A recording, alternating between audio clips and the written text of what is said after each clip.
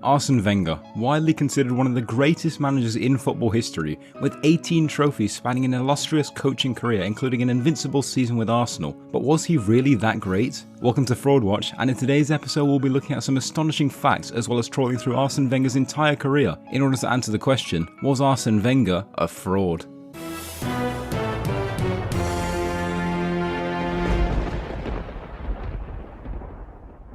We'll start off with Wenger's humble beginnings when he took over AS Nancy in 1984, 3 years after his retirement following a relatively mediocre career as a player in France. He got this role after impressing as an assistant with Cannes and as a youth coach at Strasbourg, where his obsession with football and tactical nous truly came to light. He impressively finished 12th in Ligue 1 in his first season despite a lack of resources at his disposal, but it wasn't exactly pretty from there on. His side finished 18th the following season and survived by the skin of their teeth before being relegated in 1987. Clearly Wenger's managerial skills were not so good in practice in the big leagues as they were in the youth leagues, but Monaco insisted upon taking a chance on him despite Nancy's relegation, and he was appointed in time for the 87-88 season. This would allow Wenger to get his hands on more accomplished players such as Glenn Hoddle and Mark Haitley due to Monaco's financial power, and Wenger made sure the club's hierarchy didn't regret these signings. Monaco won the league in Wenger's first season, their first title in 6 years. Things weren't so smooth going forward, however. In the subsequent 6 years, Wenger would win only one trophy, a Coupe de France in 1990. He lost 2 cup finals, didn't win Ligue 1 again, and got knocked out in the semi-finals of the Champions League. Despite this, his abilities were sending shockwaves throughout Europe, and many top clubs became interested in acquiring his services. This was until, however, after a poor start to the 1994-95 season, he was somehow sacked despite having talents such as Lilian Thuram, Emmanuel Petit, Yuri Jokeyev and Thierry Henry at his disposal. To be honest, no man with that sort of talent should be winning 2 out of his first 8 games in a league season. Yes, the sacking was somewhat premature, but he really should have been doing better with the players he had. He then left France with his tail between his legs and ended up taking over Japanese side Nagoya Grampus 8. He started off incredibly roughly in Japan, but he quickly instilled a new mentality within his squad, which included Frank Dury, Alexandre Torres and Dragan Stojkovic, and Wenger's methods eventually led them to a 3rd place finish and an Emperor's Cup trophy.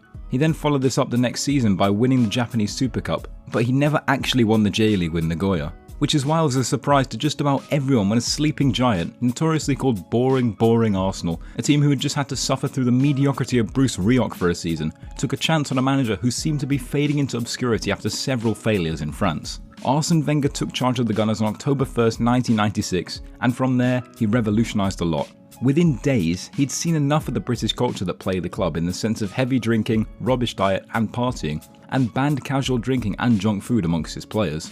He emphasised the importance of vitamins and a healthy diet, which improved the stamina and overall athleticism of his players, and this was something that had never been seen in England before. He was really ahead of his time. Arsenal finished 3rd in Wenger's first season, but his revolutionary methods were not done there. He essentially pioneered the idea of signing foreign talent, with Nicolas Anelka, Patrick Vieira, Emmanuel Petit and Marc Overmars arriving between 1996 and 97, and his shrewd signings alongside his compelling training methods led him to a League and Cup double in the 97-98 season, bearing in mind that this is something that took 8 years for Sir Alex Ferguson to achieve. Between 1998 and 2006, 4 Charity Shields, 2 more Premier Leagues and 3 more FA Cups followed, alongside a runners-up medal in the Champions League. There was no better culmination of Arsene Wenger's incredible talent spotting and management abilities than the 2003-2004 season, when Arsenal achieved arguably the greatest feat in English footballing history. Arsenal played 38 Premier League games without defeat, winning 26 and drawing 12 on their way to what is famously known as the invincible season. Looking at their most common starting 11, it's clear to see just how amazing Arsene Wenger was at spotting talent. He brought in Jens Lehmann for £1.5 million, brought in Sol Campbell for free, bought Kolo Touré for £150,000, Laurent for £7 million, Freddie Ljungberg for £3 million, Robert Pires for £6 million, Patrick Vieira for £3.5 million, Gilberto Silva for £4.5 million, and their talismanic French striker Thierry Henry for £11 million. He discovered all of these talents, sanctioned all of their transfers, and trained them all into being world beaters. This included masterstrokes such as converting Laurent to a right back from a right winger. His training and scouting were unbelievable, and it showed so clearly with Arsenal's dominance between 1998 and 2006. They also reached their first and only Champions League final in 2006, where they faced Barcelona at the Stade de France. Jens Lehmann was sent off early, but Sol Campbell still put the Gunners in front with a bullet header. It wasn't meant to be though, as a quick-fire double from Samuel Eto'o and Giuliano Belletti put Barcelona ahead with 10 minutes to go, and they ultimately saw out the game.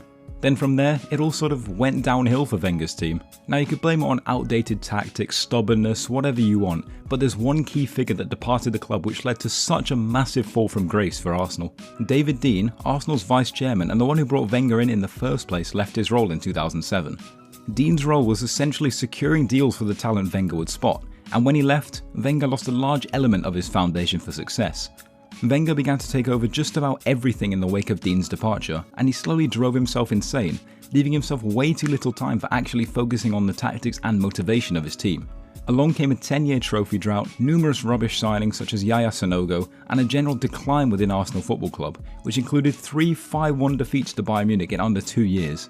Wenger did however win 3 more FA Cups and 3 more Charity Shields between 2014 and 2018, as well as consistently finishing in the top 4, which is a feat that none of his successors have managed since his departure in May 2018. Generally though, Wenger left behind a legacy at Arsenal which is undoubtedly questioned, so let's look at his general managerial career to figure out whether he's a fraud or not. In terms of his tactical approach, well, Wenger's sides played absolutely scintillating football at times. He appeared to base his style off of technical brilliance, which seemed to be quite rare in the Premier League before he joined. He enjoyed somewhat of a total football approach, which when executed to perfection was unbeatable, as evidenced by their invincible side. However, with great tactical brilliance comes the threat of being exposed and found out, and that's exactly what happened to Wenger. As I said, things really dried up following 2006, and this was because Wenger became tactically stubborn and unwilling to change systems that clearly were not working the majority of the time. His sides became really lethargic, though that still could be put down to the sheer decline in the quality of his players over time. Nonetheless, whenever Wenger's system worked well, it worked amazingly. Just look at that Jack Wilshere goal against Norwich for example. Moving on to his trophy record throughout his career, and it's quite disappointing to say the least. He only won 4 trophies in the first 12 years of his managerial career, 2 of which were in Japan and 2 of which were with a very strong Monaco side. Also, a major blemish on Wenger's record is the fact that he never won the Champions League, never won the League Cup, and only won the Premier League 3 times in 22 years. The Champions League trophy was one that was incredibly elusive for Wenger despite his blend of total football and English talent, but you can't say that he wasn't incredibly unlucky at times. That early red card to Lehmann in the 2006 final more or less ruined their chances straight away, yet they still managed to hold on for 76 minutes in the lead. They also got absolutely robbed in 2011 when Robin van Persie received arguably the most ridiculous red card in Champions League history when he was sent off against Barcelona in the round of 16, leading to a comeback from the Blaugrana. Generally though, Wenger was a complete failure in Europe. 34 years in management and not once did he sniff further than a runners-up medal, and even that only happened once. His failure to win the League Cup is even more baffling. I don't have an explanation for it. 22 seasons including managing some of the greatest English sides of all time, yet he couldn't win a trophy that's considered tin pot by today's standards. Only winning 3 Premier League titles is also incredibly disappointing given the standards of the teams he managed. Ferguson and Guardiola are far more decorated in that aspect, yet there was something about Wenger which just made it so that he was never able to maintain the consistency required to succeed in England's top flight after 2004. One shining light on Wenger's CV, however, is the fact that he managed to take the record of the most FA Cup titles won by one manager, winning the trophy a total of 7 times. However, there seems to be a void that's far too big within Wenger's list of accolades given some of the sides that he managed. What was impressive though was Wenger's skill at nurturing talent. We've glossed over how he spotted bargains in his early years at Arsenal, but the way he developed some of those guys is even more commendable. At Monaco, he brought nurtured talents such as Emmanuel Petit, George Weah, Lilian Thuram, Gilles Grimondi and Yuri Djorkaeff into the first team fold, whereas he signed most of the invincible squad on the cheap before developing them into top talents. The best example of this is probably Kolo Touré, who was spotted at ASFC Mimosas before being signed for just £150,000 and being developed into an invincible centre-half. Other than that at Arsenal, there was Nicolas Anelka, Ashley Cole, Cesc Fabregas, Jose Antonio Reyes, Emmanuel Adebayor, Alex Song, Samir Nasri, you get the idea. Wenger always had that eye for a phenomenal player, and he unearthed some absolute gems throughout his managerial career. The thing about Wenger was, while he did sign some unbelievable players which led to his sides playing some of the greatest football ever seen, his genius ultimately cost him. He was a victim of his own success. He would consistently qualify for the Champions League, qualifying for the competition 19 times in a row between 1998 and 2017, and this meant a lot of money for Arsenal, especially since they would consistently progress to the knockout stages. This money was an absolute godsend for Arsenal's hierarchy, as they had racked up £260 million in debt following the construction of the Emirates Stadium prior to the 06-07 season. This correlated quite strongly with Arsenal's downfall, and it's clear to see why. Wenger literally could not replace the players he turned into world-class talents, and it was sort of like an endless spiral. Teams like Man City with loads more money took players like Samir Nasri, Gal Clichy and Emmanuel Adebayor, whereas their City rivals United took Robin van Persie and Barcelona took Thierry Henry. You get the point. Arsenal slowly became less and less attractive because they couldn't compete with high wages offered by other sides due to their financial predicament, which eventually made top talent stop wanting to join them as their success dwindled as a result of losing their best players. Wenger also lost an incredibly high chunk of his transfer budget due to the construction of the Emirates, and impressively, he only had a total net spend of just £349 million over 22 years, a figure that Pep Guardiola amassed in 2 years at Man City. And you know why Arsenal's board kept giving him so many new contracts? Because he would spend so little in a market where fees were astronomical by comparison, and the fact that he brought in that sweet Champions League revenue.